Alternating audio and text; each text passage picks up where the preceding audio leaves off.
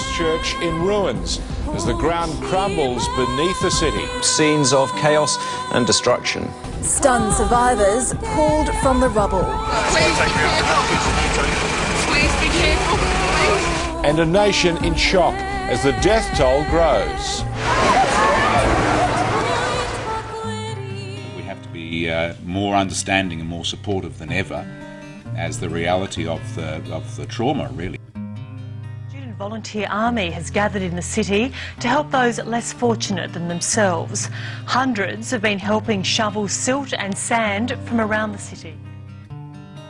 Organiser and law student Sam Johnson hasn't had a decent sleep in days. You need to use the hand sanitizer, it's vital. Then safety is paramount, and he believes the crew is in for the long haul. Locals whose lives have been thrown into turmoil are heartened by the Army's accomplishments and by this hard evidence that people care and want to It's help. been incredible. People have just banded together and we've just managed to swoop through areas and totally clean them up. Here to help and we'll continue to help throughout the time, I hope. We've been operating for 27 years and have never seen a day like 22nd of February. Yeah, a number of things we did on that first day in particular were things that we hope we never have to repeat.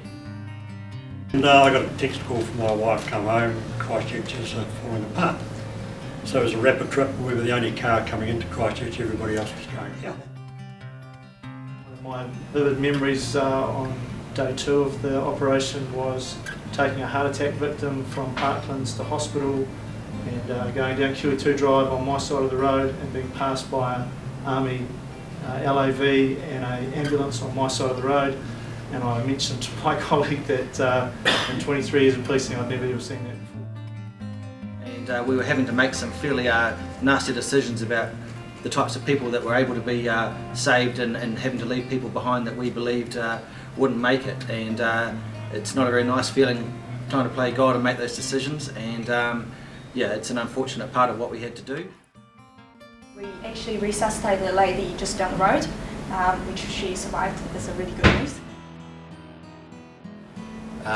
The right people seemed to come to the surface, and we managed to get a huge distribution centre up and running, which only 4 or 5 days post-earthquake was servicing up to 2,000 people a day with basic groceries and especially fresh water, fresh drinking water.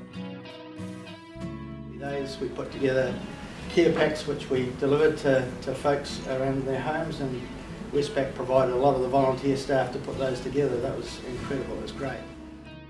Out of the, I think at one stage 650 volunteers that we had established with the centre, part of those people were going out and removing silt and helping people make emergency repairs to their homes, and it's actually the action teams that have continued to happen, so even this week.